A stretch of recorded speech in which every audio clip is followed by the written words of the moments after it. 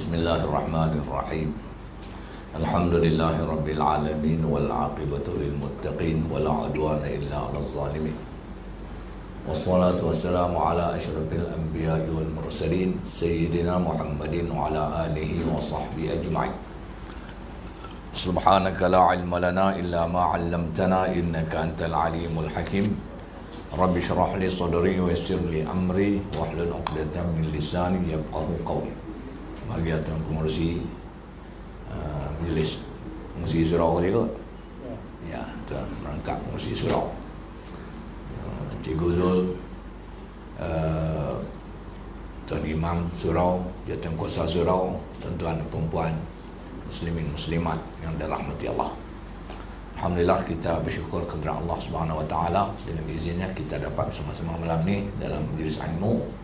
Semoga majlis kita ni dirahmati dan diberkati Allah Subhanahu wa taala. Nampak melengah waktu sebab masa kita terhad dan terbatas. Kalau ikut SOP kita akan boleh lama-lama. Dia sah. Jadi saya akan mencerita tentang berkaitan dengan ibadah dalam tempoh PKP. Bagian kita dah tahu, tapi saya tulis lah, ambil inisiatif tulis buku untuk panduan kita lah, untuk panduan kita. Ada setengah orang tu sampai kelar duk bingung ni. Ada setengah orang sampai kelar duk bingung ni. Dia orang buat soft penjarakan ni, dia duk lawan tu. Dia kata ustaz tak betul. Dia seorang yang betul. Dia bingung sampai kelar. Tapi bukan orang Taman Serai Setia lah. Orang Taman Serai. Baik. Jadi tak boleh masalah lah. Sah. Siapa ada buku, ni saya nak bedah buku. Nak bedah buku, tapi saya bukan nak baca sebaris-sebaris. Saya tengok-tengok pintas lalu, saya hurai dan terangkan. Lepas tu tuan-tuan boleh baca sendiri sebab tertulis dalam masa yang mudah. Saya tulis buku ni, masa saya tak boleh main apa ni. PKP di Alok Start. Yang tak boleh main lah. Janji nak main tak boleh main. Jadi saya ambil masa tu tulis buku. Tulis buku ni. Saya nego lah dengan penerbit buku, dia pun sanggup terbit. Saya tulis, tulis dan hantar pergi apa, dan alhamdulillah buku dah keluar. Tapi saya mengajak banyak tempat lah buku ni. Tuan-tuan ni tempat lain ni. Baik. Sekarang siapa ada buku, kalau ikut nak bedah buku betul-betul ni dalam masa 2 jam setengah habis lah. Bukan baca, bedah 2 jam setengah habis. Tapi oleh kerana kita dalam tempoh PKP kedua 2 jam setengah, ni duk ada 7.30, 9.30, pukul 10 cari mampu. Cari pasal. Jadi saya akan pergi kepada sebahagian daripada bab yang ada. Buku ni ada 3 bab. Jadi malam ni kita fokus kepada bab yang kedua. Sila buka muka surat. Muka surat 27. Terus pada bab yang kedua saya akan hurai pada tuan-tuan boleh baca lah sikit penambahan. Okey, muka surat 28. Perintah kawalan pergerakan. Tajuk dalam bab kedua ni ialah PKP, kesan terhadap ibadah. Kesan terhadap ibadah. Sememangnya PKP ni dia meninggalkan kesan terhadap ibadah kita. Sebab ibadah kita nampak ada perubahan. Sembahyang penjarakan, main masjid, kena tunyuh dahi. Betul tak? Lepas tu kena pakai pelitup muka, tak boleh salam. Itu dia panggil kesan terhadap ibadah. Baik. Kita buka muka surat 28. Ni pergi laju-laju ni. Masuk Aisyah lajak sikit, saya berhenti. Perintah kawalan pergerakan. Ni dia pasal-pasal dia tu sebagaimana yang tuan-tuan sedia ketahui. Saya cuma catik balik yang masuk dalam tu. Sampai buka surat 30. Baca sendiri. Tu bagi laju. Baca sendiri lah, bagi laju. Okay. Muka surat 31. Sila lihat muka surat 31. Inilah kesan yang pertama terhadap ibadah akibat PKP. PKP itu disebabkan COVID-19. COVID-19 disebabkan China makan kora. Lebih kurang tu di Wuhan tu. Ni sebab musabak saja. Baik. Kesan yang pertama ialah penutupan masjid dan surau. Itu kesan yang pertama dalam konteks ibadah. Penutupan masjid dan surau. Untuk makluman tuan-tuan, ni saya tak baca, tengok-tengok kan. Kita bermula PKP 18 Mac 18 Mac sehingga 21 Mei 2020 tu PKP saja. Lepas 21 tu 22 PKPB. Jadi kita bermula PKP 18 Mac sehingga 21 Mei. Lebih kurang 9 minggu. Lebih kurang 9 minggu. Dalam tempoh itu masjid ditutup sepenuhnya. Masjid ditutup sepenuhnya. Lah kita surau lagi awal ditutup sepenuhnya daripada diziarahi oleh orang-orang yang nak melakukan ibadat di dalamnya. Dalam tempoh itu tiada solat Jumaat. Tiada solat Jumaat. Dalam tempoh itu juga tiada solat berjamaah di masjid dan surau. Tempoh 9 minggu tu. 18 Mac sehingga 21 Mei. Menyaksikan 325 fardu solat tidak dapat dilaksanakan berjamaah di masjid dan surau. 325 tu dibahagi dengan 5 fardu solat. Setiap fardu solat kita terlepas berjamaah di masjid surau 65 fardu untuk setiap waktu. Subuh 65, Zuhur 65, Asar 65, Maghrib 65, Isya 65. Semua 325. Okey, muka surat 32. Laju tak baca? Memang laju lah. Bedah kitab. Dalam tempoh itu juga, dalam tempoh PKP, dia jatuh bulan Ramadan. Jatuh bulan Ramadan. Maka kita tidak berpuasa Ramadan. Betul ya? Itu 3 suku. Kita tidak pergi ke masjid dan surau untuk melakukan solat tarawih.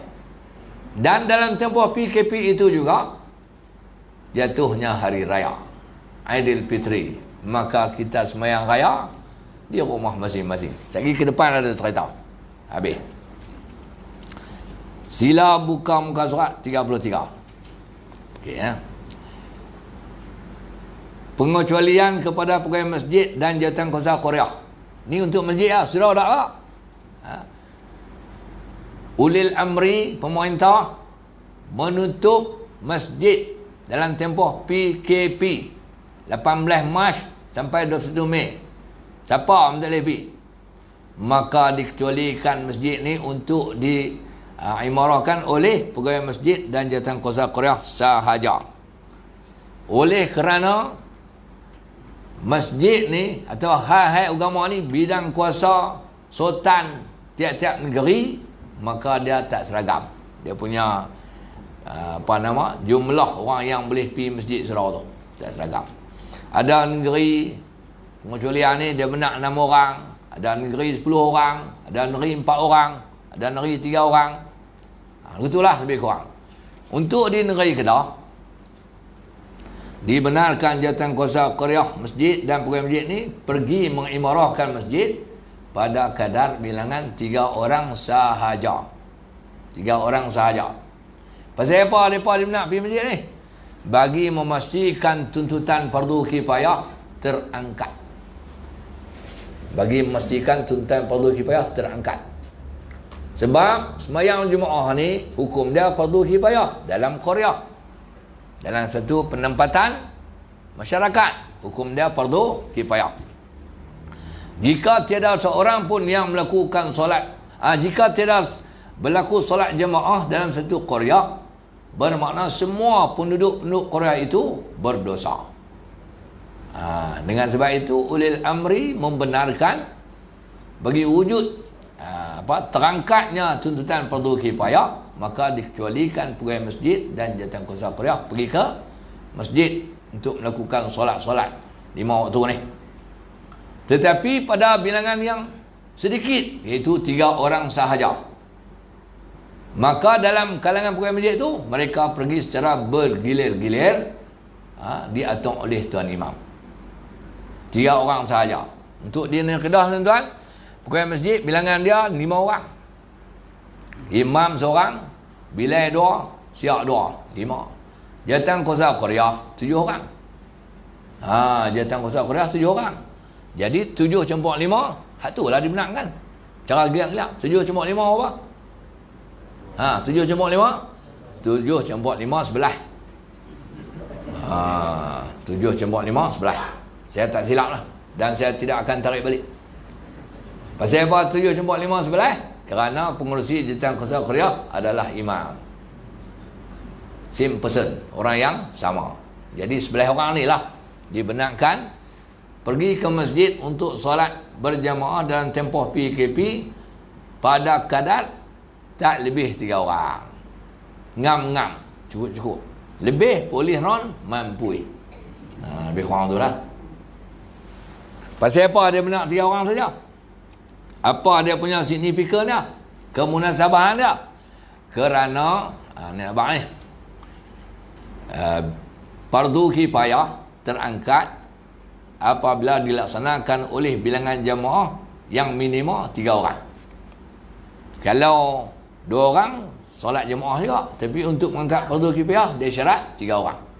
Tuan-tuan tengok buka muka surat 35. Tu hadis tu. Ma min salasatin fi qaryatin wala badwin la tuqamu fihimul jama'atu illa istahwadha alaihim syaitan. Fa 'alaika bil jama'ati fa innama ya'kulu adh-dhi'bu min al-ghanamil qasiyah. Tiadalah di kalangan 3 orang di dalam satu qaryah atau kampung tidak dilakukan solat berjemaah di kalangan mereka, melainkan nescaya syaitan menguasai mereka, yakni melupakan mereka daripada mengingati Allah. Oleh itu hendaklah sekalian kamu solat berjemaah, kerana serigala hanya memakan kambing yang terpisah daripada kumpulannya. Ini angka 3 tu. Untuk terangkat fardu kifayah dia kena 3 orang. Ya. Tu pilih 3 tu. Dan untuk terangkat fardu kifayah pula solat jemaah tu hendaklah didirikan di tempat yang menampakkan syiar jamaah. Dan tempat yang menampakkan syiar jamaah dalam konteks masyarakat kita hanyalah masjid dan surau sahaja. Jadi kalau kita sembahyang jemaah di rumah, fardu kifayah tak terangkat. Dia kena buat di masjid. Kalau tak buat di masjid, kena buat di surau. Sebab tadi orang pergi tempat sembahyang. Buat di market pun tak terangkat. Tak nampak syiar. Buat di Lebuh Raya pun tak terangkat. Sebab tak nampak syiar. Nampak syiar tu di masjid ataupun surau. Sebab tu dia benak mai 3 orang. Orang dan syarat nama tu, orang yang terangkat fardu kifayah tu orang lelaki-lelaki, orang perempuan tak. Kalau orang perempuan main masjid, bayang 3 orang lepas tak terangkat fardu kifayah. Fardu kifayah ni mesti orang lelaki-lelaki 3 orang. Orang lelaki-lelaki kalau mereka sembahyang di rumah, mereka hanya dapat sunat muakkad sahaja, sembahyang jemaah di rumah. Orang perempuan hang sembahyang tang mana pun sunat muakkad sahaja. Orang lelaki-lelaki kalau dia main di masjid surau, 3 orang naik ke atas, fardu kifayah. Dengan sebab mereka sembahyang, orang hak tak sembahyang tu tak berdosa. Tak sembahyang jemaah lah. Tak sembahyang langsung dosa apa tu kan. Nak. Okey. Baik. Selesai. Jadi masa penggiliran tu, saya nak abang lah, tuan-tuan surau selamat lah. Pegawai-pegawai masjid tu dia buat layak buruk. Mereka pergi 2 orang saja, orang benak pergi 3. Maka tak cukup 3, mereka berdosa. Sebab tanggungjawab diletakkan kepada mereka. Sebab tu kalau 3 orang pegawai masjid ni, sini mayang masjid mana? Padang Serai. Pegawai masjid ni kalau katalah ni gidak pegawai masjid Ibrahim Sulaiman Semaih. Tiba-tiba Semaih senak perut, dia tak boleh sengak betul. Dia kena telefon Azmi. Hampir ganti aku tak? Pasal aku senak perut, bagi cukup 3 orang. No, esok dia pun tak boleh piak, dia telefon Azmi juga. Hang ganti Zat, aku senak perut. Apa hang senak perut tiap hari? Tak tahu. Dia kena jadi kau tu. Dia tak boleh. Sebab, kalau dengan sebab dia berdosa. Tidak terangkat fardu kifayah. Habis. Muka surat 36. Ini tuan-tuan boleh baca. Hari saya tulis bahasa mudah lah, kena payah mana. Siapa tak faham bahasa Melayu?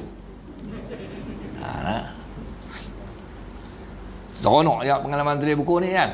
Buku saya tulis banyak, tapi buku ni buku yang paling pantas saya tulis. Pasal apa? Dia tidak kerja, duduk dalam rumah. Mula-mula sebelum tulis, saya tanya idea tulis buku ni pasal saya duduk tengok video ustaz-ustaz duduk tengkang. Video dia bakar ni kata apa nama kena duduk rapat-rapat sah Kau ni kata tahu mana COVID duk celah tu. Video-video lepas duk hantar tu saya pun dapat. Dia kata lepas tu ada seorang ni geng-geng kumpulan WhatsApp share pasal buatlah video ke apa terang lepas. Saya buat dah lepas tak reti. Lepas tu saya pun dapat idea nak tulis buku. Saya telefon lah penerbit buku ni. Penerbit buku ni nama Galeri Ilmu, dia duk terbit buku saya.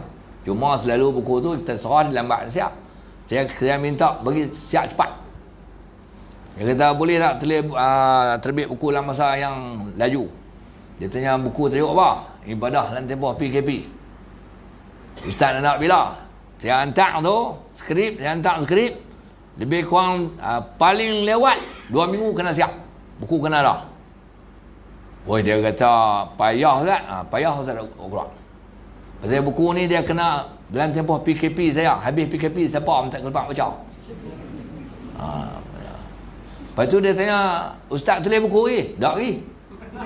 Dia kata tak lagi, nak suruh terbit lah. Tulis benda senang. Nak terbit tu. Dia tak faham. Tak faham. Itu dia takut apa buku tak laku. Pasal masa PKP orang tak pi kedai buku. Kan dia jual kedai buku popular semua, dia takut buku tak laku. Saya tak ada masalah. Wamen kata saya pi ada. Janji mau terbit lah. Dia tak faham.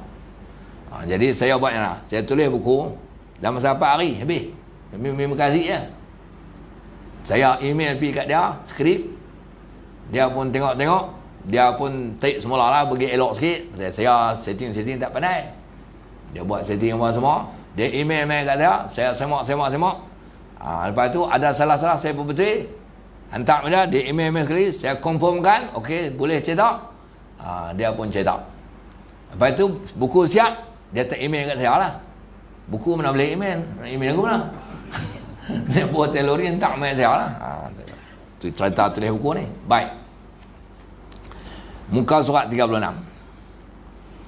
Apabila bermula PKP, datanglah arahan daripada pejabat mufti kepada semua masjid, surau dah, untuk melongkan azan dengan sedikit perbezaan.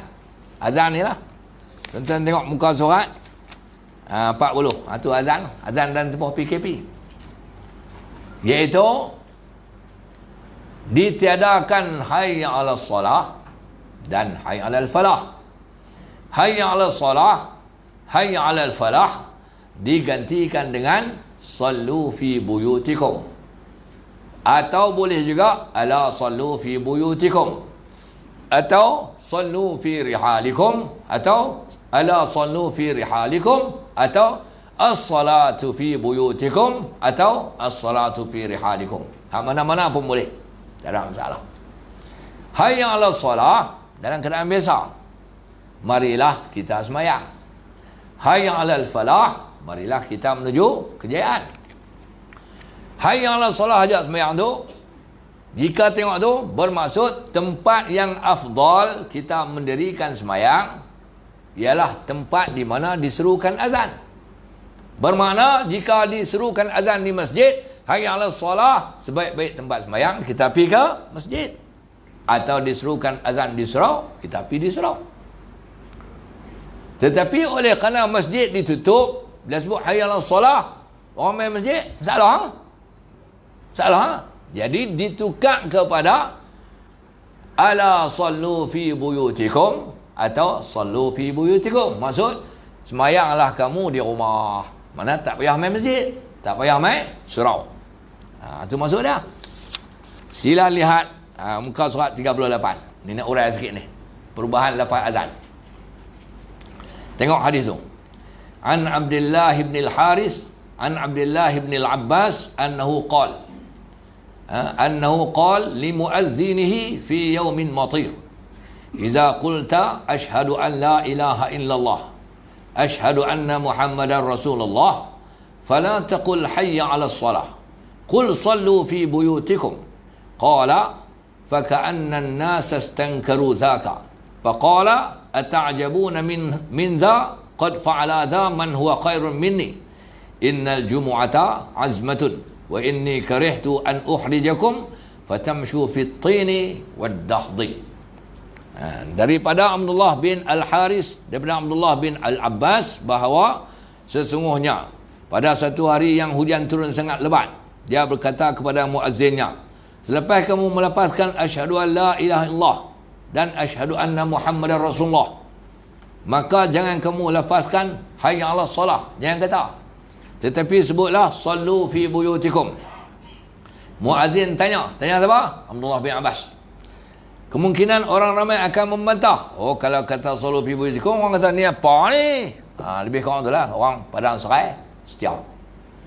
Apa ni? Lebih kurang tu.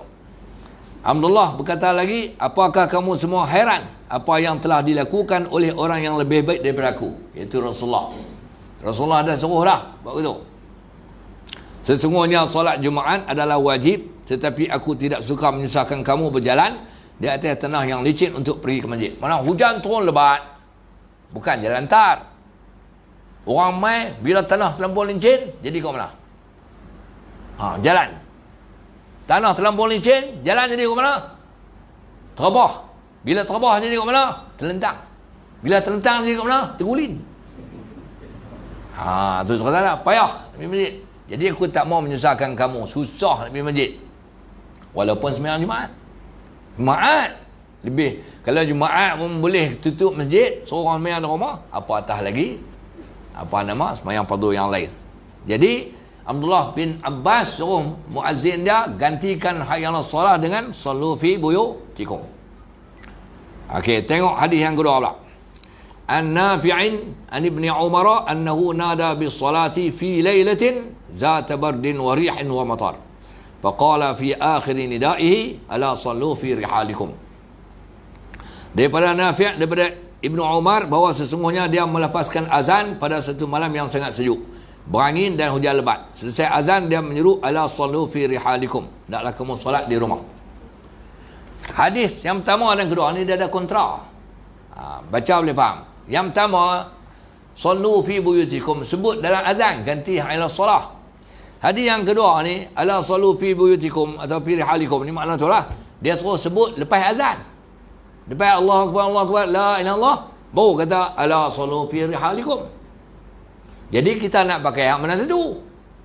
Maka jawab dia, dua-dua boleh. Sebab dua-dua adalah daripada perintah Nabi sallallahu alaihi wasallam. Imam Syafi'i dia sebut, kalau ambil hadis kedua ni lebih baik dah kata, pasal nak menjagakan kalimat-kalimat azan hak asal, lebih baik. Tapi kalau nak ambil pertama pun tak apa, boleh. Dalam konteks kita nak ambil mana? Kalau orang tak faham bahasa Arab, eloklah ambil nombor satu, orang Padang Serai. Kalau kita bang elok, sebab kita dengar hayya 'alas salah, marilah sembahyang. Jadi orang dengar marilah sembahyang. Kalau dia dah hak awal ala sallu fi buyutikum, dia suruh sembahyang di rumah. Okey, kalau ambil nombor dua, hayya 'alas salah ala sallu fi rihalikum, sebut lepas azan. Mana tak apa. Orang tak faham, dia start mutu. Hayya 'alas salah, dia start mutu main surau, main masjid. Elok-elok sampai orang ambil bang, sallu fi buyutikum, dia tak lah, awak tak bang. Jadi eloklah ambil yang pertama. Yang kita buat lah ni, ambil yang pertama. Habis. Ni satu ibrah, pengajaran untuk orang Taman Serai Setia. Ke depan ni, pasal apa bang ni? Sebab tak boleh main masjid, keuzuran. Asalnya keuzuran yang tidak membolehkan kita main masjid, bolehlah digantikan hayya 'alas salah dengan sallu fi buyutikum. Keuzuran kita apa? Covid tu keuzuran. Masjid ditutup pasal takut kena Covid. Maka keuzuran itulah yang menyebabkan kita bang sallu fi buyutikum. Zaman Nabi keuzuran tu hujan lebat. Tapi kena lebat sungguh-sungguh lah. Di Taman Serai Setia ni kalau hujan lebat, mai tu pilih dah dua orang lepas. Tahu hujan lebat, orang nak main tak boleh. Boleh ganti. Ala sallu fi buyutikum. Zaman ataupun cuaca terlalu sejuk. Kalau sejuk pagi-pagi tak, ni sejuk sungguh-sungguh ni. Dia nak main surau, keluar tu tentu khas.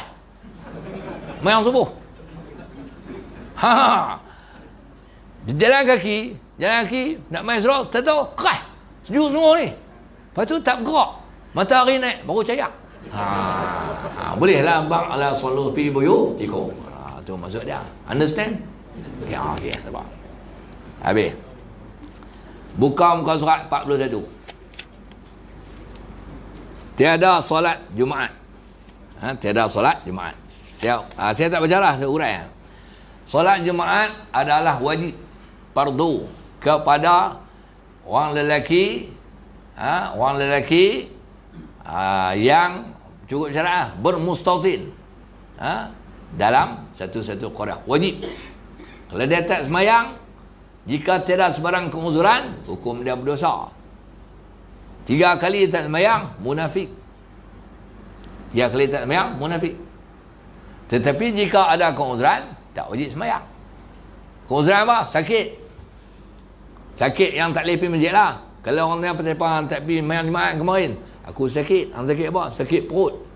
Sakit perut ni sat-sat pijaman, tu sakit perut. Tanya dia.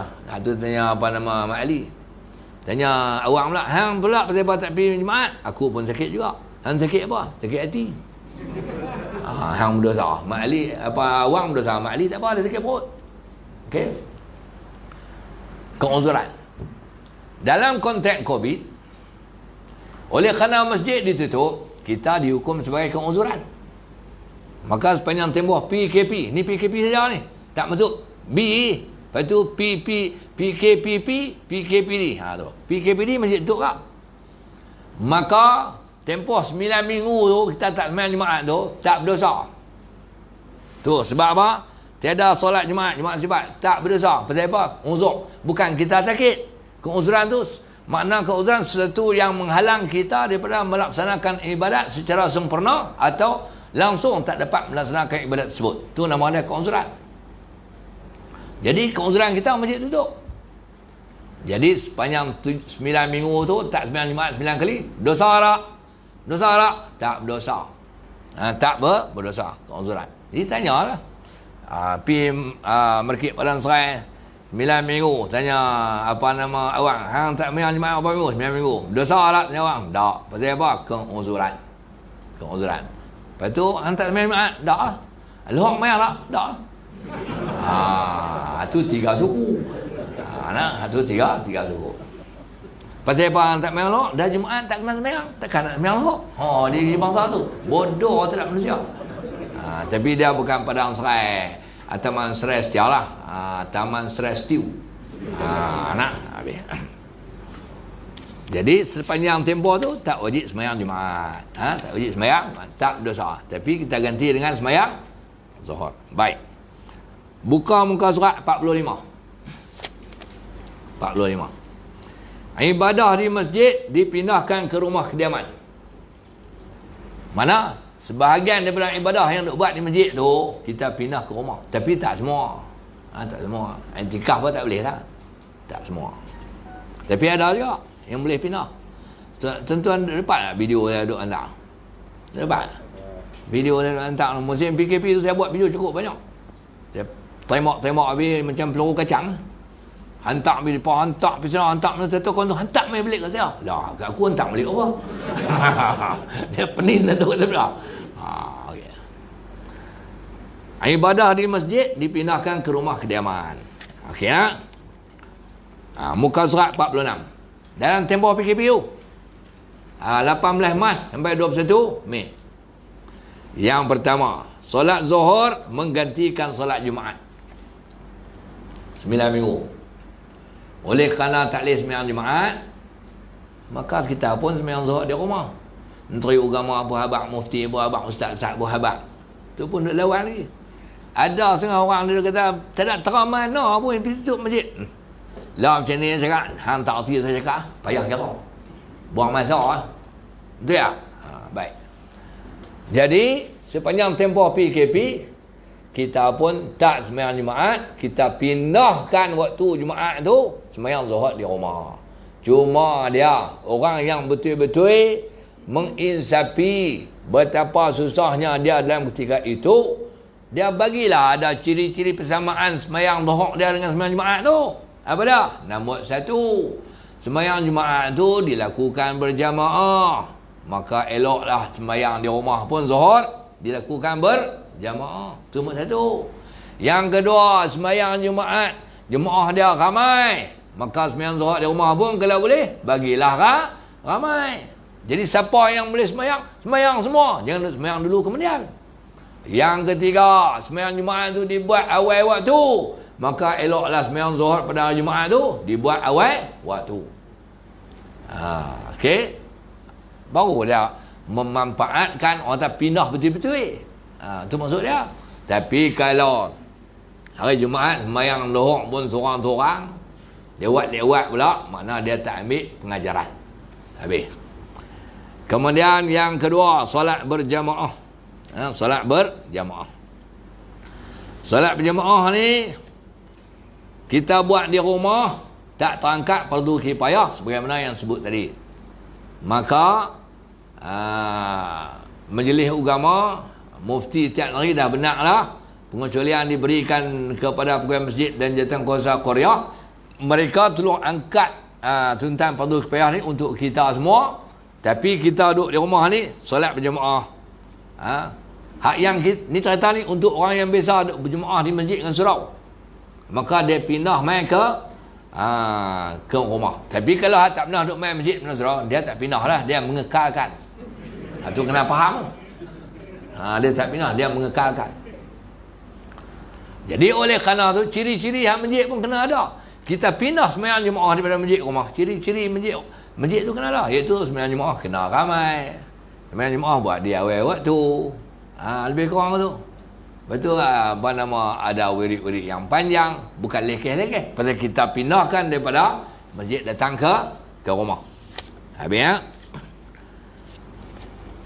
Muka surat 48.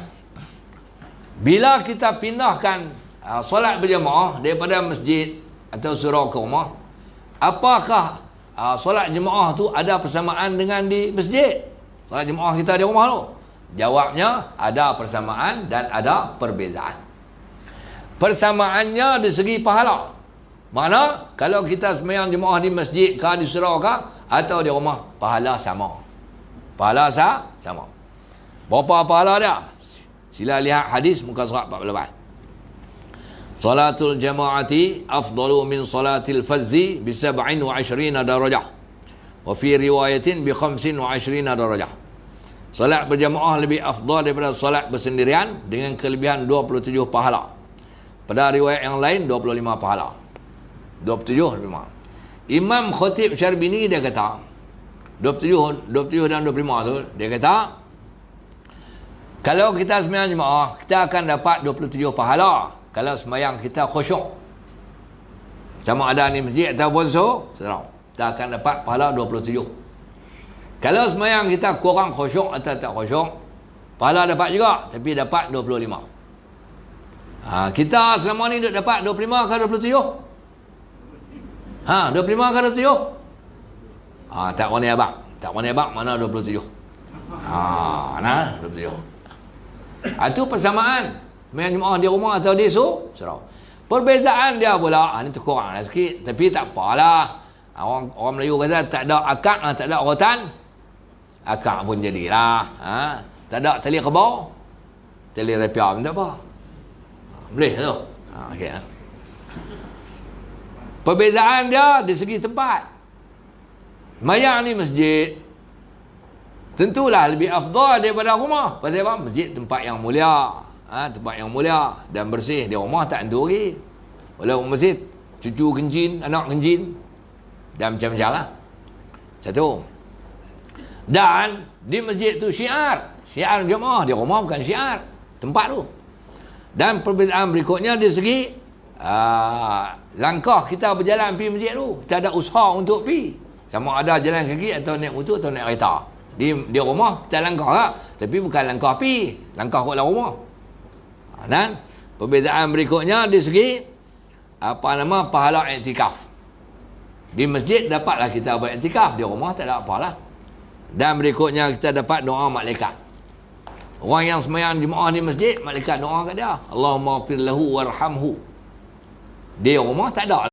doa tu. Malaikat tak doa. Pasal apa? Pasal malaikat hanya berdoa untuk orang yang sembahyang Jumaat di masjid. Habis. Ni pindah pergi rumah ni. Muka surat 50. Solat tarawih. Solat tarawih. Tarawih 14-41 no. Lah 14-42. Tapi kalau tahun Masihi 20-20 lagi lah. Solat tarawih hak baru ni sepenuhnya buat di rumah. Di masjid tak ada, di surau tak ada, sebab dia berlaku dalam tempoh PKP. Buat di rumah. Jadi tahun ni menyaksikan imam tarawih paling ramai dalam dunia. Tak ada tauliah punya. Imam tarawih paling ramai dalam dunia. Jemaah pula ada ala rumah 7-8 orang ada. 2 orang ada, 3 orang ikut dah lah. Bayang. Bila kita pindah tarawih pergi rumah, orang yang faham makna pindah ibadat tu, mana dia buat apa? Kalau di masjid, tarawih sembahyang awal. Di rumah pun sembahyang awal. Satu baru dia makna pindah. Ni sembahyang tarawih pukul 12 malam. Ada di masjid sembahyang pukul 12? Tak ada. Betul? Jadi, alhamdulillah, tuan-tuan telah buat percubaan yang berani tahun ni. Berani tak? Memang berani. Bini tak ubah nak confident. Ada anak lepas Ada anak lepas Laki jadi ada. Maka dia ada lah korang lebih. Sini tak ada salawat. Ni baca pendek. Ikut dah lah. Satu orang jumpa saya di market. Nunggu belah Ustaz. Dia kata, Pak Syekh, saya dia kata, ni masa musim tarawih hari ni lah. Kita kan ketua keluarga boleh keluar seorang lah. Tapi market. Saya ada dah rekod. Seumur hidup tak pernah jadi tu imam sembahyang tarawih dah lah. Tahun ni jadi. Saya kata, bukan seorang, banyak lagi. Tahun ni jadi dia lah. Lepas tu saya tanya, baca apa? Dia kata, saya tak biasa, saya baca ringkai-ringkai lah, ayat-ayat lazim lah. Tak apa, baca juga. Siapa jadi makmum? Dia kata, bini dengan anak-anak lah. Anak 3 orang, tak apa lah. Lepas tu dia abang saya tak tanya. Dia kata, Pak Syekh, saya buat 8 rakaat lah, saya tak bisa jadi imam. Dia buat 8 rakaat lah. Saya kata, tak apa, 8, tak apa, buat juga, dia boleh tak buat langsung. Lepas tu saya pula tanya, tahun lepas masa duduk ikut tak imam, buat berapa rakaat? Dia kata, buat 8. Jadi makna tak ada beza lah. Tak ada beza lah. Dia mazhab 8. Okey. Jadi kita sembahyang tarawih di rumah. Tak apalah, hak ni pun tak ada rotan, akak pun jadi lah. Jangan tak buat langsung kan. Habis. Kemudian muka surat 52. Muka surat 52. Tadarus Al-Quran. Bulan Ramadan, di antara amalan yang dituntut ialah membaca Quran. Baca Quran ada 2 versi, 2 cara. Yang pertama baca seorang-seorang. Itu dia panggil tilawah ataupun qiraah. Dia panggil tilawah ataupun qiraah. Yang kedua baca dalam kumpulan. Itu dia panggil tadarus. Itu dia panggil tadarus. Bukan macam kita baca amalan Jumaat macam sini. Itu baca beramai-ramai.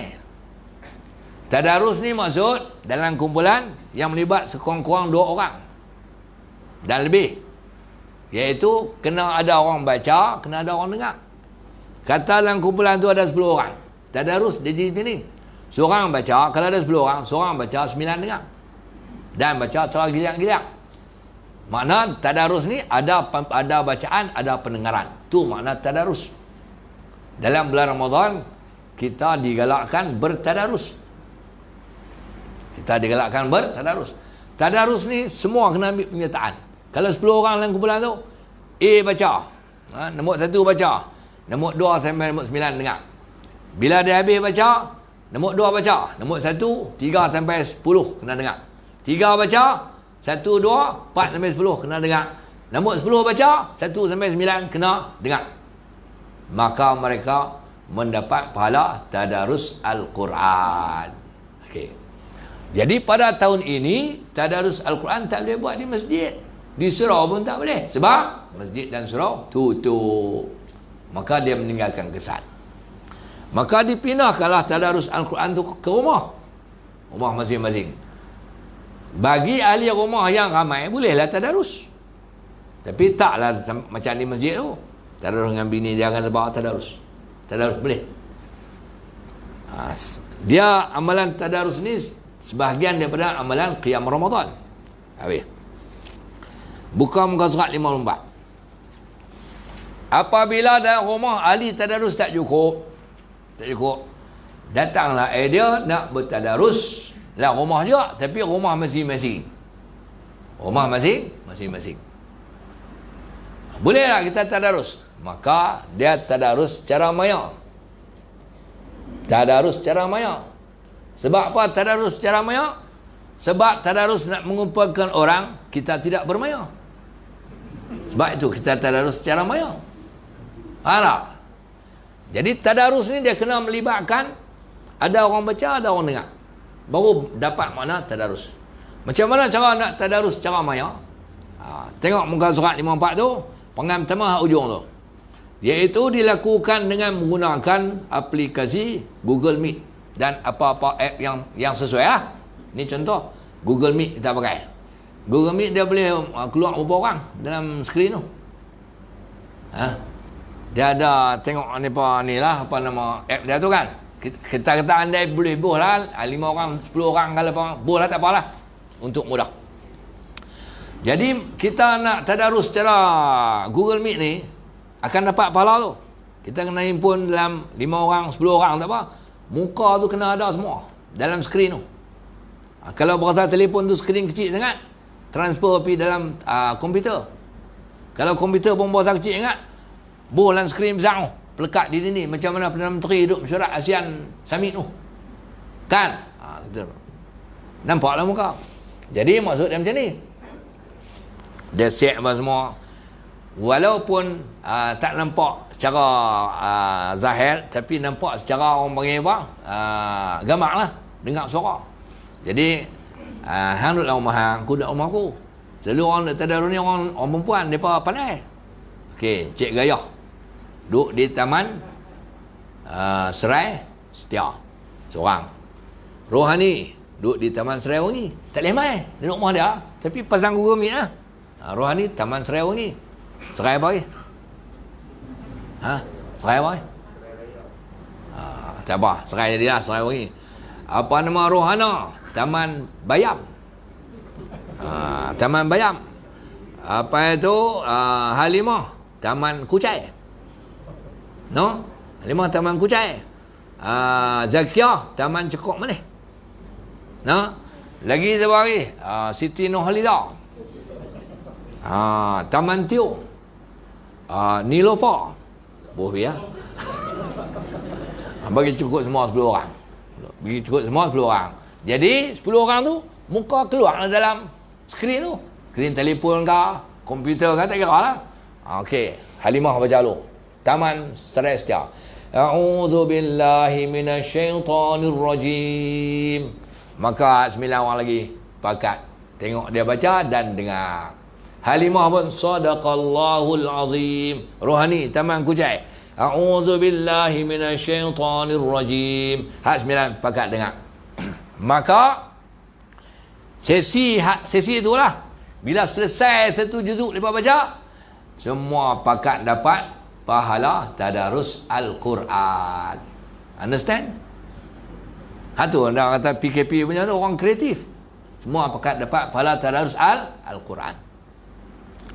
Kalau mereka boleh konsisten tiap-tiap hari, tiap malam tuan, konsisten orang yang sama, sehingga mereka malam ni satu juzuk, malam esok juzuk kedua, sehingga habis 30 malam, 30 juzuk, orang yang sama konsisten, maka mereka mendapat 2 bentuk pahala, pahala tadarus Al-Quran dan pahala khatam Al-Quran.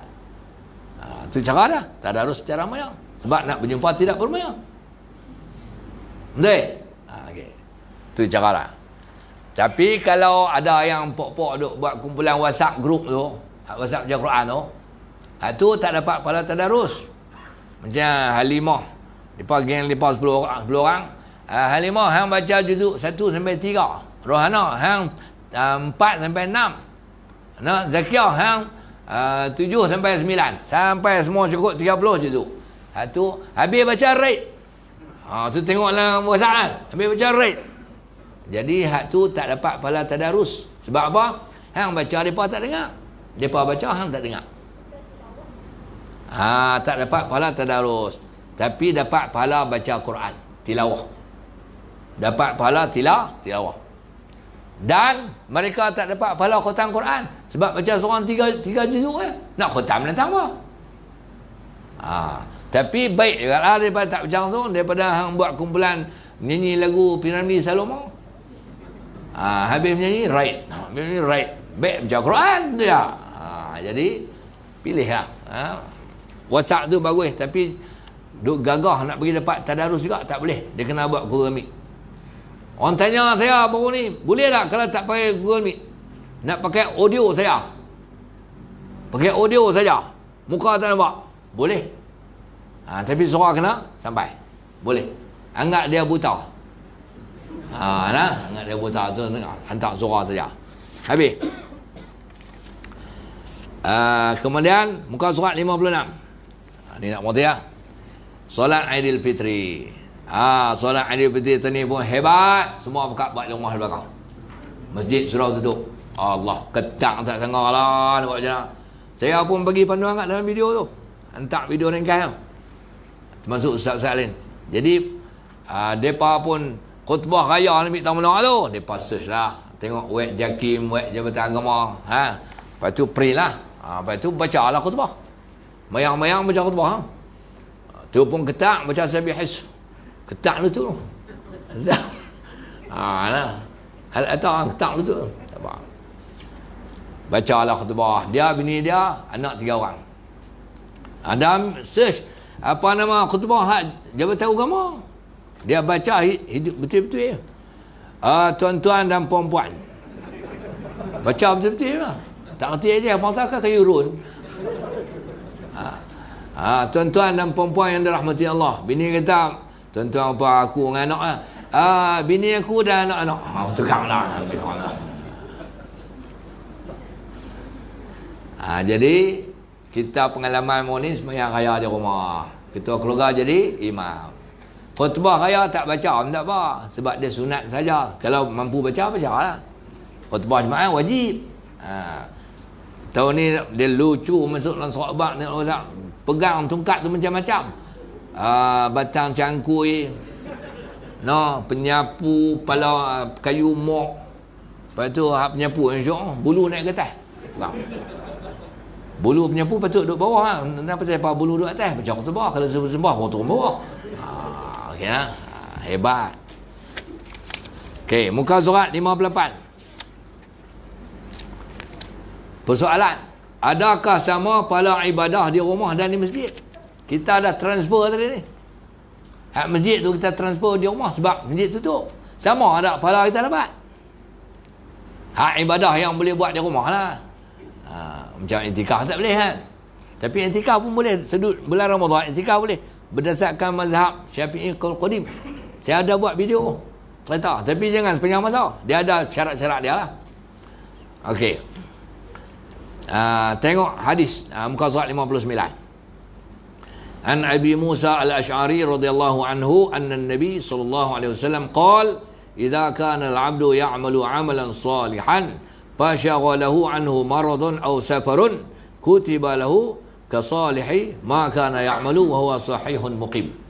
Apabila seorang hamba melakukan amalan soleh ketika dia jatuh sakit atau sedang musafir, dia mendapat pahala amalannya itu seperti dia melakukannya semasa sihat dan bermukim. Mudah nak kata. Orang sihat dengan orang sakit ada beza. Orang sihat tak uzur, orang sakit uzur. Orang bermukim dengan orang musafir ada beza. Orang yang bermukim tak uzur, orang yang musafir uzur walaupun dia sihat. Keuzuran itu satu yang menyusahkan dia. Sebab tu orang musafir dia boleh sembahyang jamak, dia boleh sembahyang qasar, dia boleh tayamum, tak payah cari air, tang tu tak ada air, tayamum terus. Itu orang musafir. Jadi orang sihat duduk biasa sembahyang berdiri, tiba-tiba satu hari dia tu sakit, tak boleh sembahyang berdiri, sembahyang duduk. Persoalan dia sembahyang duduk tu pahala sama ada dengan sembahyang berdiri? Pahala dia sama ada dengan sembahyang berdiri?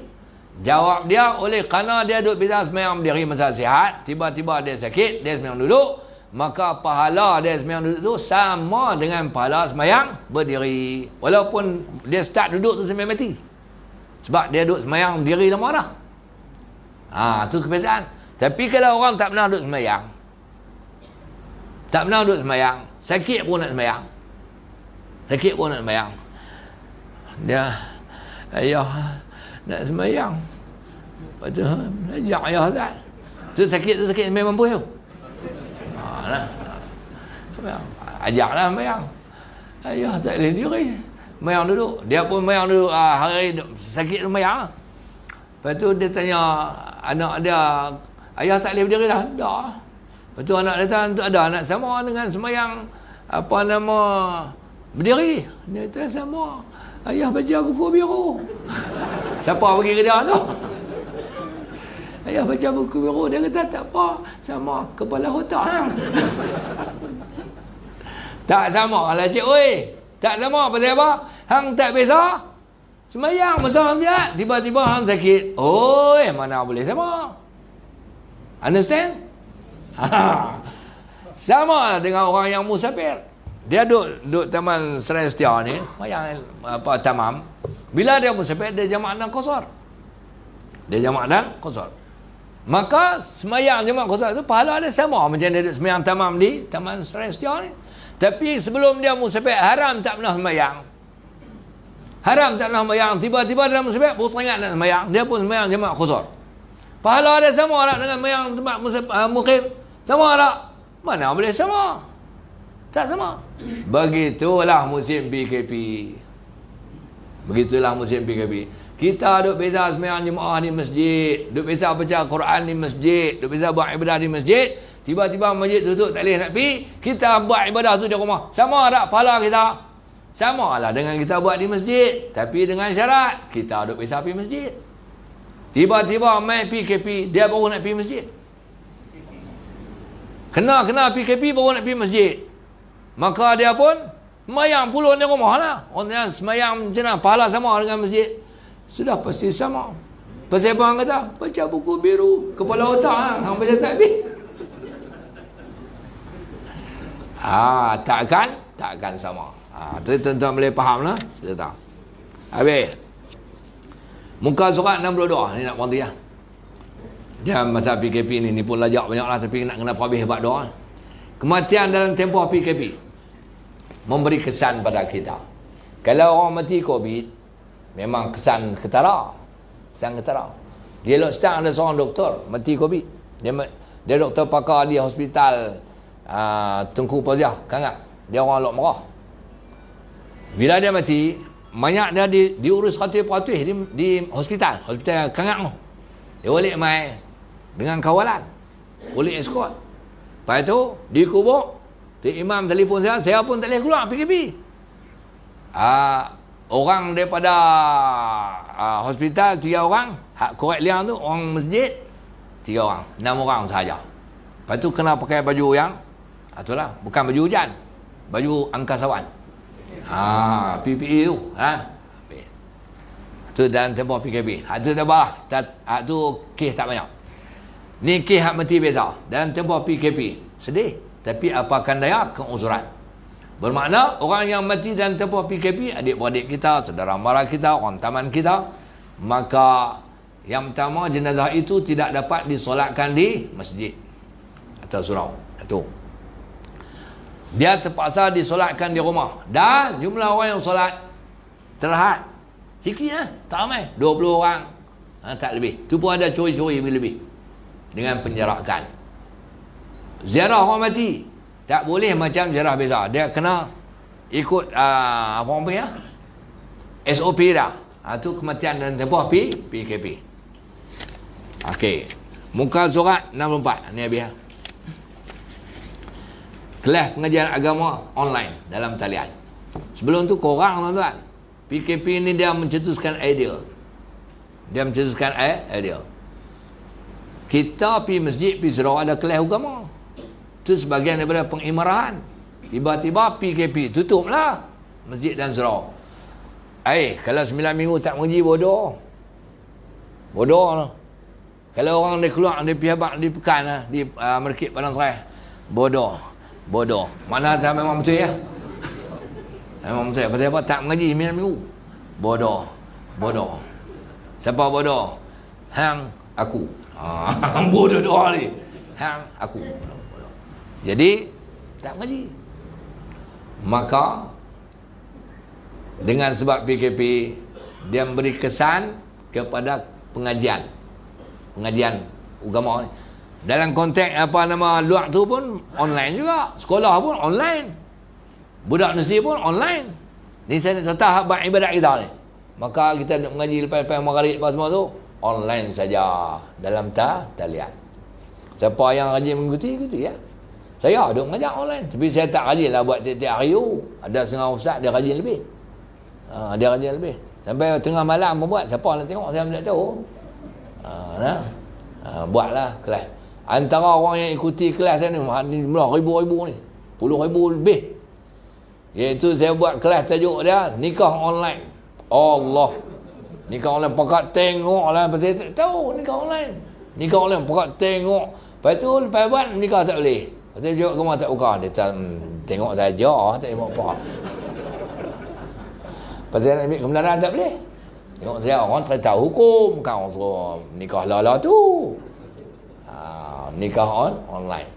Banyaklah saya duk mengajak. Tu saya banyak ustaz lain mengajak. Jadi kita pun mengikuti. Makna kita tak boleh pergi masjid. Tapi kita duk rajin tengok tu kelas online tu, buka FB, share Facebook apa-apa pun. Tengok-tengok muka dia tu. Lebih-lebih kurang tu lah. Mengajak lah. Cuma tak puas macam nak mengajak. Ni lah mengajak ni boleh tengok orang. Ni orang tengok kita tak tengok dia. Itu yang penat. Memang orang tengok ramai, tapi kita tak nampak dia. Mereka nampak kita. Duk renggah seorang-seorang, tuan-tuan, perempuan. Mereka orang tu. Lepas tu anak saya duduk depan, abah nasi masak. Nak pergi masjid tak boleh. Mengajak tak tengah-tengah lah. Tu contoh dia. Jadi tuan-tuan, itulah sebahagian daripada yang dapat saya huraikan pada malam ini. Lain-lain tuan-tuan boleh baca nanti boleh faham, tak ada masalah. Boleh faham, lepas tu boleh ajak orang. Buku ni mudah-mudahan ada manfaat dia. Cuma saya tarik perhatian satu tu, hak boleh manfaat tu. Cara azan tu macam saya buat dia, tak semesti PKP. Tok Bilal surah satu hari kut. Contoh katalah macam ada setengah masjid tu dia seberang sungai tu ada masjid. Belah ni rumah orang, tiba-tiba titi putih. Sallu fi buyutikum. Pasal apa orang nak pergi tak boleh? Sallu fi buyutikum. Dia bang tu sampai esok. Dia pun nak balik tak boleh. Titi putih tu contoh dah. Dan banyak lagi lah. Mudah-mudahan ada manfaat. Belum saya tutup, ada aku siapa nak tanya apa? Sila. Kalau berani ya. Ada soalan tak? Bab PKP ni ibadah. Ada. Tak mau tanya. Terima kasih kerana sudi mendengar. Mudah-mudahan kuliah kita ada manfaat.